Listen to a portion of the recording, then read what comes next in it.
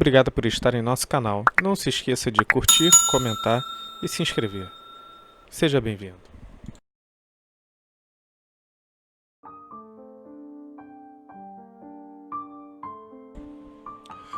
Através dos tempos, a civilização humana se utiliza de números para descrever quantidades, ordens e medidas, um conceito que reinventou nossas mentes e todas as produções que ela é capaz de gerar.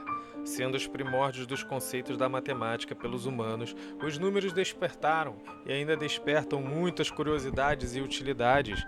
Você já deve ter ouvido falar, mas se ainda não conhece, será um prazer lhe mostrar o número de Deus. Também conhecido com outros nomes, a exemplo, a proporção áurea, o número de ouro. Não será preciso tirar os pés do chão dessa viagem, mas se quiser realmente entendê-lo, peço que eleve a sua mente a um reino de curiosidades e de mistérios que a natureza e a própria criação ainda nos guardam, talvez até esperando pelo dia em que possamos compreender. Como um padrão numérico que se encontra em diversos e impressionantes padrões da natureza, esse número se repete de forma a nos surpreender, inspirando e nos deixando curiosos pelos seus motivos.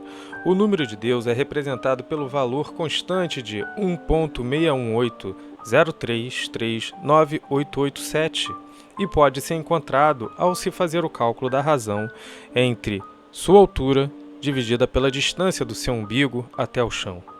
Algumas das mais geniais mentes se debruçaram e estudaram arduamente este número.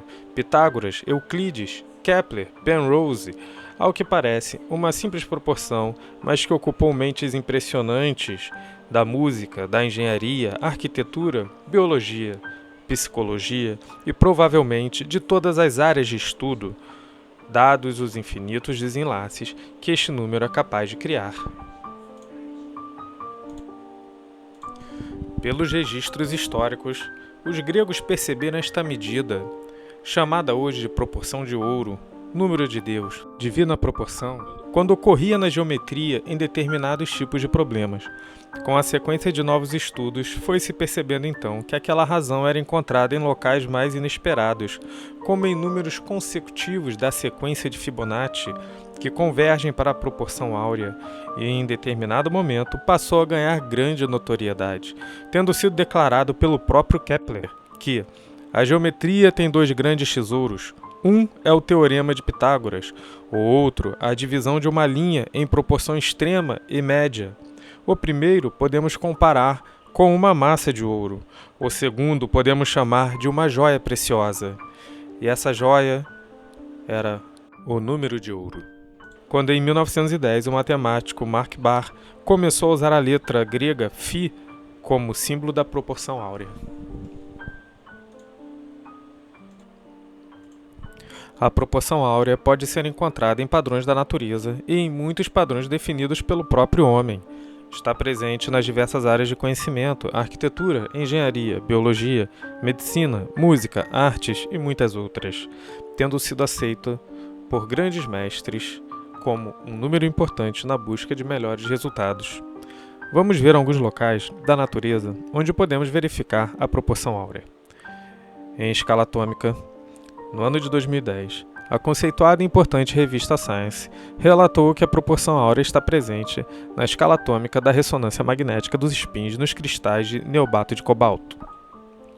Na colmeia das abelhas, se você dividir o número de abelhas fêmeas pelo número de abelhas machos em qualquer colmeia do mundo, vai sempre obter o mesmo número ou sua aproximação. O número φ, ou número de ouro, 1,618. No girassol, no miolo de flor do girassol, as sementes de girassol crescem em espirais opostas. A razão de cada rotação para a seguinte é de 1,618. De forma natural, o girassol descobriu a melhor solução para suas espirais, buscando uma construção mais bem-sucedida para lhes permitir maior sucesso na distribuição de suas sementes. Provavelmente, não é que as sementes estejam programadas necessariamente com o número de ouro, mas seria uma consequência quando a natureza tenta distribuir as sementes da forma mais próxima entre elas e seguindo a rotação necessária.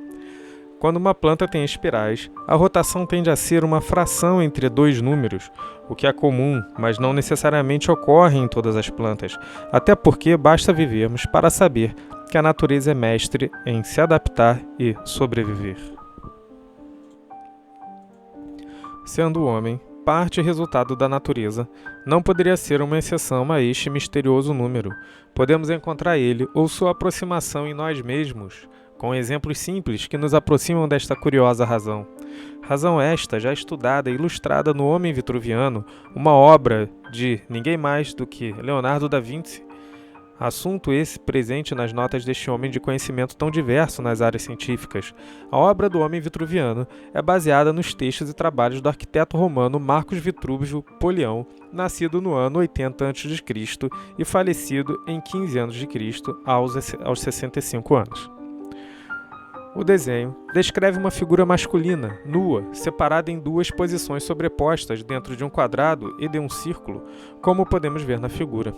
Este desenho é também conhecido como cânone das proporções, sendo o umbigo o centro da gravidade. Leonardo da Vinci demonstrou com genialidade que o corpo humano é literalmente feito de componentes, cujas razões proporcionais equivalem à proporção áurea ou à sua aproximação. Nos exemplos abaixo enumerarei casos em que a razão entre distâncias do corpo humano tem como consequência a proporção áurea. Exemplo 1. A altura do corpo humano e a medida do umbigo até o chão. Divida esses valores e você encontrará o número de ouro. Exemplo 2. A altura do crânio e a medida da mandíbula até o alto da cabeça. Exemplo 3. A medida da cintura até a cabeça e o tamanho do tórax. Exemplo 4. A medida do ombro, a ponta do dedo, e a medida do cotovelo, a ponta do dedo. Exemplo 5. O tamanho dos dedos e a medida da dobra central até a ponta. Exemplo 6. A medida da dobra central até a ponta dividido e da segunda dobra até a ponta.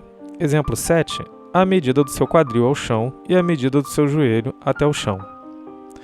Essas proporções anatômicas ideais foram representadas nesta obra que hoje é considerado o cânone das proporções. No universo da repetição que vemos relacionados ao número de ouro, muitos deles são aproximações ou têm alguma relação matemática.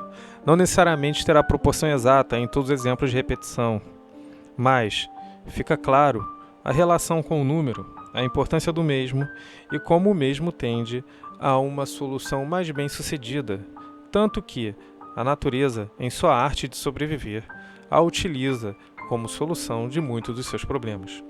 No caso das espirais geradas pelo número de ouro, é encontrada uma configuração de menor consumo de energia. Assim, a natureza consegue um resultado máximo em relação aos recursos energéticos necessários. Muito mais pode ser encontrado sobre esse número. Na obra humana, em obras renascentistas, no mercado financeiro, nas pirâmides, na Capela Sistina, onde Michelangelo utilizou a proporção áurea para construir a figura de Adão, na natureza, nos vegetais e em diversos outros ramos. Existem questionamentos sobre a real relevância da proporção áurea, destes números que têm nos surpreendido. Talvez o centro dessas discussões seja a colocação exagerada de sua presença e benefícios, mas é inegável a importância desta constante, tanto para o homem em suas obras, quanto para a natureza em sua criação. Gostou desse vídeo? Não esquece de juntar-se ao canal, curtir e comentar. Estamos aqui por você. Você é muito importante. Vamos juntos levar o conhecimento sempre mais adiante.